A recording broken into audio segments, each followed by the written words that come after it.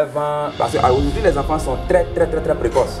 Et donc déjà à partir de 8 ans et demi, 9 ans, il y en a déjà qui sont dans cette phase-là. Et donc avant cette phase, bien évidemment, le parent doit être l'autorité. Et quand il passe dans la phase de l'adolescence, à ce niveau-là, le parent n'est plus l'autorité, mais il doit être le conseiller.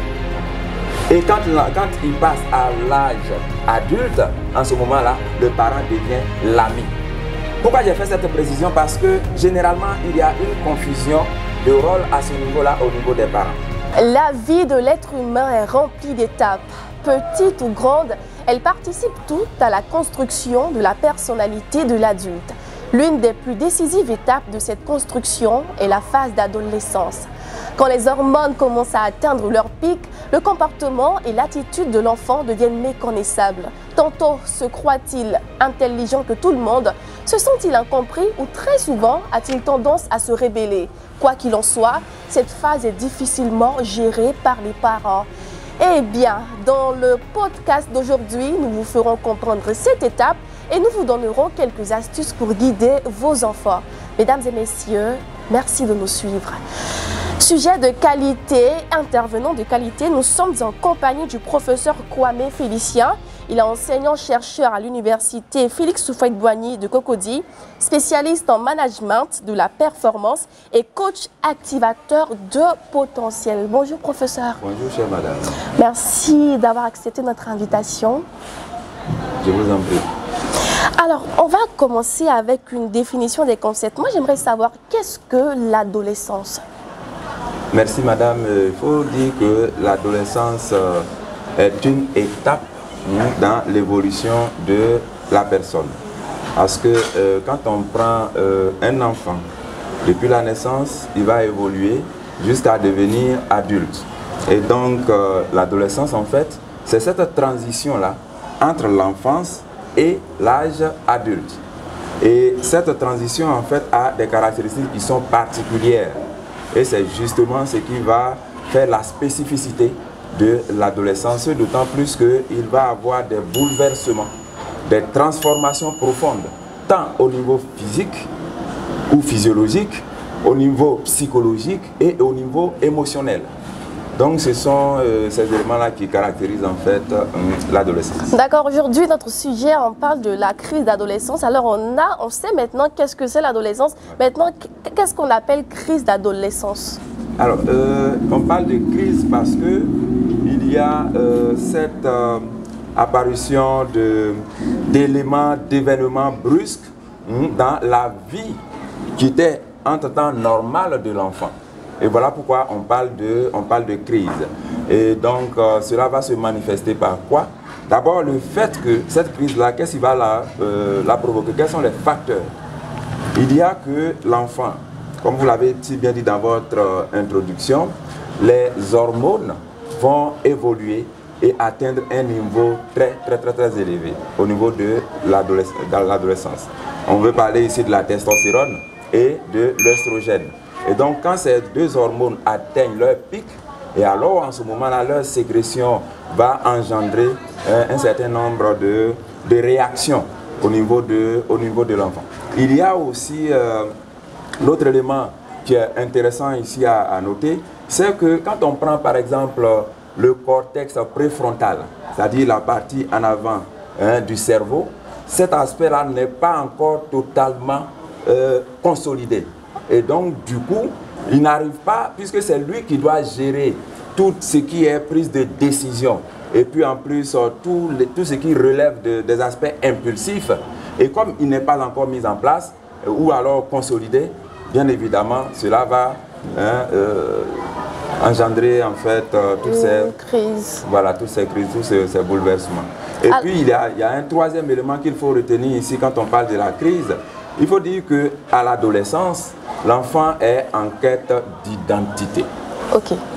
Voilà, il est en quête d'identité. Et donc, cette quête d'identité va l'amener, bien évidemment, à sortir des chemins qui sont déjà tracés. Et donc, dans sa recherche de lui-même, dans sa compréhension de lui-même, il va, bien évidemment, avoir toutes ces crises-là qui vont perturber en réalité son relationnel avec lui-même et avec son entourage, notamment avec les parents.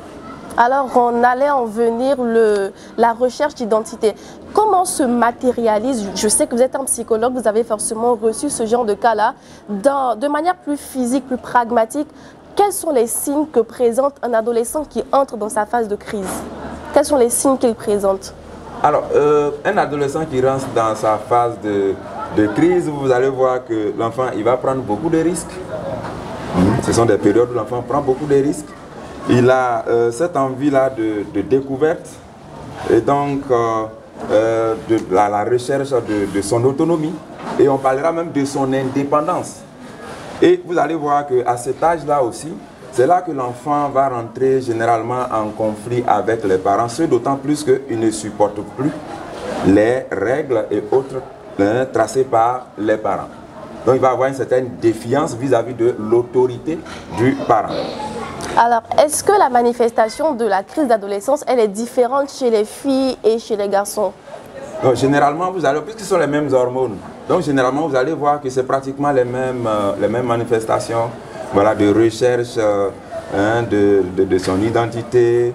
Et aussi, il y a l'autre élément que je voudrais ajouter, c'est qu'à cet âge-là, l'enfant, quand il fuit l'autorité parentale, en réalité, il a plus tendance à passer plus de temps avec ses pairs. Voilà. Donc que ce soit l'homme comme le garçon comme la fille, ce sont les mêmes manifestations. Et dans ces conditions-là, comment est-ce que les parents doivent s'y prendre pour guider l'enfant afin qu'il puisse se forger une bonne personnalité pour être demain un adulte assez utile à la société? Ok. Alors pour répondre à cette question, je vais commencer par préciser quelque chose. Vous voyez, je vous ai dit que l'enfant, il évolue pour être un adulte en passant par l'adolescence. Et donc, ce qui voudrait dire que le parent doit comprendre que pour chaque étape, quand on est enfant, il y a un type de relation qu'on doit mener avec son enfant. Et quand il passe adulte, il y a un type de relation, et quand il est adolescent, il y a aussi un autre type. Autrement dit, lorsque le parent il a un enfant, en réalité, à cet âge-là de l'enfance, le parent doit être une autorité. Il doit être une autorité, c'est-à-dire celui-là qui incarne les règles, les normes qu'il doit inculquer à l'enfant. Excusez-moi de vous couper, mais dans cette phase-là, elle peut se situer entre quel âge et quel âge? Alors, c'est depuis la naissance jusqu'à l'entrée dans l'adolescence. À la préadolescence. La préadolescence, c'est quel âge? Généralement autour de 9 ans, parce qu'aujourd'hui les enfants sont très précoces. Et donc déjà à partir de 8 ans et demi, 9 ans, il y en a déjà qui sont dans cette phase-là. Et donc avant cette phase, bien évidemment, le parent doit être l'autorité. Et quand il passe dans la phase de l'adolescence, à ce niveau-là, le parent n'est plus l'autorité, mais il doit être le conseiller. Et quand il passe à l'âge adulte, en ce moment-là, le parent devient l'ami. Pourquoi j'ai fait cette précision? Parce que généralement, il y a une confusion de rôle à ce niveau-là, au niveau des parents. Quand l'enfant il est encore petit, ou le parent il doit être une autorité, généralement c'est là que vous allez voir que les parents ils sont plus amis, ou alors conseillers. Mais généralement amis. Vous voyez, il y a une inversion de sa relation avec l'enfant. Mais quand vous avez été ami avec lui, au moment où vous devez lui imposer l'autorité, mais bien évidemment, l'ami, tout lui est permis, il fait ce qu'il veut. Et alors en ce moment-là, quand il rentre dans la phase de l'adolescence, c'est là où le parent se rend compte que non, attends, mon enfant est en train de dévier. Et donc, il faut maintenant le guider. Or, ce n'est plus le moment. Ce n'est plus la phase. Et donc, du coup, étant donné que l'enfant lui-même, de par ses manifestations biophysiologiques et psychologiques, est en train de sortir du schéma parental classique, mais il va, bien évidemment, le fait que le parent veuille lui imposer des manières de vivre, ça va accentuer en réalité le caractère conflictuel de sa relation avec l'enfant. Donc si je comprends bien, pour que l'enfant ait une bonne phase d'adolescence, cela se prépare depuis la naissance. Bien évidemment. D'accord. Mais l'adulte d'aujourd'hui, en réalité, c'est l'enfant d'hier. D'accord. Voilà. Et donc, un bon enfant, en termes de développement psychologique harmonieux, va être un adolescent qui, bien évidemment, c'est une crise qui est normale, qui est naturelle, mais c'est le vécu en réalité par rapport à l'encadrement parental qui fait que soit l'enfant traverse heureusement cette situation ou non. Et donc, du coup, quand il a traversé heureusement, on aura l'adulte accompli qu'on recherche. Mais quand la phase de préadolescence elle est ratée, comment est-ce que les parents doivent s'y prendre pour régler un enfant qui lui tient en tête? Dans ce genre de cas de figure-là, comment est-ce que le parent il doit être pour son enfant? Alors, dans tous les cas, le parent, il n'a pas le choix. Parce que plus vous voudrez en imposer, et plus lui, il va être sur la défensive. Et donc, du coup, il s'agira pour le parent lui-même de faire sa mue pour comprendre qu'en réalité, ce n'est pas à l'enfant de faire l'effort de s'adapter, mais c'est plutôt aux parents de faire l'effort de s'adapter cette fois-ci à l'enfant. Voilà pourquoi à ce niveau-là, le parent, il doit véritablement pratiquer l'écoute active. Il doit pratiquer l'écoute active et avoir une communication ouverte avec l'enfant. Et donc, même au niveau émotionnel, il doit être un soutien pour l'enfant.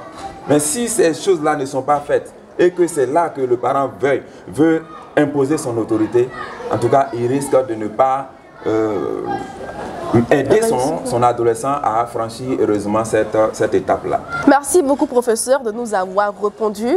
C'est plutôt moi qui vous dis merci de faire entendre la voix du psychologue. Je vous en prie. Même moi, je suis sur ma fin, mais malheureusement, c'est fini. Rendez-vous dans de prochains podcasts. Vous avez une question? Posez-la dans les commentaires. N'oubliez pas d'activer la cloche de notification. Abonnez-vous et rendez-vous dans de prochains programmes. Bye bye.